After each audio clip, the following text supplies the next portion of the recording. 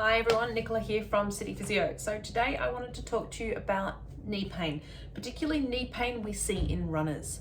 Now at our clinic we usually get two main knee pain types and essentially they come down to the same cause, but the diagnosis, the name we use to talk about them varies. So today I'm going to go through ITB friction syndrome and patellofemoral pain.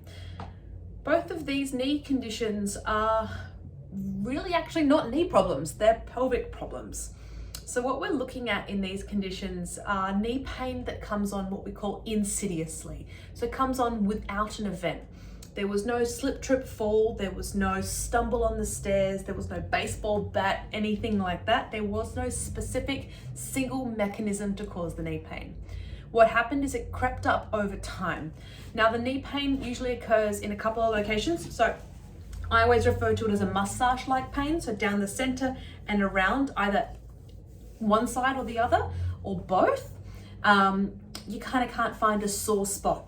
That's classic patellofemoral pain. Patellofemoral pain also is more common in women than it is in men, and it's usually most painful with running and downstairs, painful with squats, lunges, things like that. Patellofemoral pain is often called runner's knee as well. ITB friction syndrome, or ITBFS, occurs on the outside of the knee. Now we typically refer to it as a tightness through the ITB itself, but that has actually been found to be incorrect. It occurs with about 30 degrees of knee flexion, and so it's common with running as your knee runs through that sort of 0 to 30 degrees of knee flexion with every step. Now the similar part for both of these knee conditions are that the knee is rarely the problem. It's often the innocent victim of a system that is not stabilizing it. So your knee is not a hinge joint, but it works relatively similarly to that in the range we're talking about for running. And what that requires is a really good stabilizing base, and that happens at the pelvis. So if your pelvis is not providing the stability that the knee requires, then you end up with an overload of force and a discomfort that happens over time. So if your pelvis is not maintaining stability, when you remove a leg, aka running, which is a single leg sport, that creates even more instability, resulting in either a drop, we refer to as Trendelenburg, or an increased lateral pelvic shift.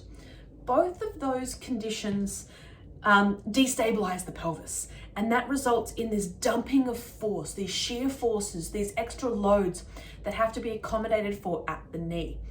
In patellofemoral pain, the kneecap is unable to maintain its central track through the grooves of the femur, and it starts to rub on one side as the femur rolls in that instability. For for ITB friction syndrome, as the knee falls in to accommodate the pelvic shift, you get this friction point or this overload that occurs on the outside of the leg. Now, most patients then say to me, can we do strapping, dry needling, shockwave to the knee to accommodate for that pain? The answer is yeah, totally we can, but it's not going to fix the problem because the knee is the victim, not the culprit of what's going on here. So when I do an assessment of these conditions, I'm looking at your pelvis and knee. So if I go right back here, what we're looking for is the alignment of your pelvis to your knees. So what we're looking at here, if we look at where the femur sits, which is just sort of in the groin, halfway between the thigh, and the line of the middle of that kneecap over your second toe. That angle will dictate sort of what I'm looking for. So at standing, I'm looking for the height of my index fingers across from left to right. And when you stand on one leg, I'm looking for that to stay the same height, not that. So that's number one. The second thing I'm then going to look for is what happens when you do a single leg squat. So does that pelvis stay relatively level, or do you end up with a shift like this, or a knee that falls in like this? Those sorts of things create sort of the suggestion that there might be instability at a single leg level. If you're a runner, I'm then going to make you do it repeatedly. See what happens as we add fatigue.